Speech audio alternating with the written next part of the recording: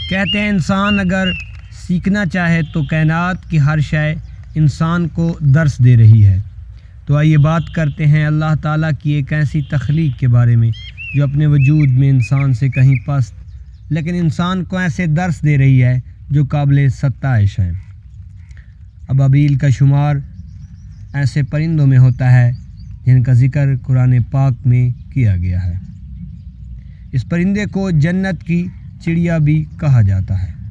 ایک ریسرچ کے مطابق ابابیل قریباً 10 ماہ تک مسلسل اڑ سکتا ہے اور قدرت کا یہ شاہکار اپنی غذا اڑتے ہوئے بھی کھا سکتا ہے۔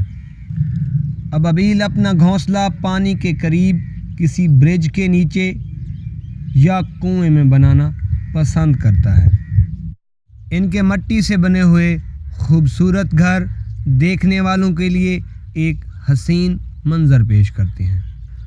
پرندوں کے بچے اپنی پہلی اڑان سے پہلے اپنے پنکھ پھڑپھڑا کر کئی مرتبہ اڑنا سیکھتے ہیں، لیکن ابابیل کا گھونسلہ اتنا تنگ ہوتا ہے کہ اس کے بچے اپنے پر تک سیدھے نہیں کر سکتے۔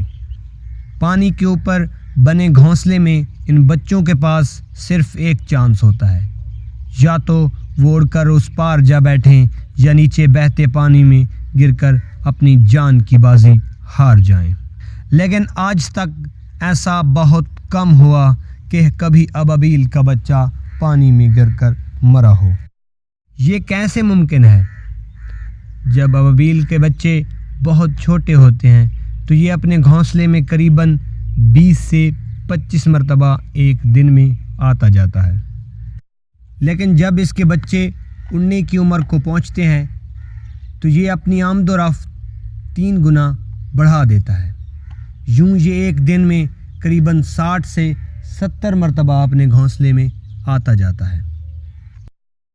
یہ اپنے بچوں کو اڑ کر دکھاتا ہے کہ اگر یہاں سے اڑ کر وہاں تک جانا ہو تو اس طرح جانا ہے۔ یہ آمد و رفت اس کے بچوں کی حوصلہ افزائی کرتی ہے۔ اس کا بچہ اپنے گھونسلے سے پہلی اڑان بھرتا ہے تو ایسے معلوم ہوتا ہے کہ جیسے ہاتھ سے نکلا ہوا پتھر۔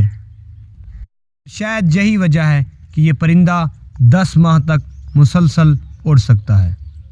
سوچئے، اگر ایک چھوٹا سا پرندہ اپنے بچوں کی اتنے اچھے طریقے سے تربیت کر سکتا ہے تو انسان کیوں نہیں؟ یقین جانیے آپ اپنی اولاد کے سب سے بیسٹ ٹیچر ہیں۔ اگر آپ چاہتے ہیں کہ آپ کی اولاد آپ کی عزت کرے تو اسے اپنے ماں باپ کی عزت کر کے دکھاؤ۔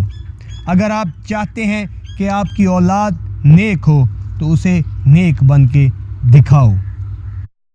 آپ کا بہت بہت شکریہ۔ اگر آپ کو میری یہ ویڈیو پسند آئی ہو تو میرے چینل کو سبسکرائب کرنا نہ بھولیے گا۔ اپنی دعاؤں میں یاد رکھنا۔ اللہ حافظ۔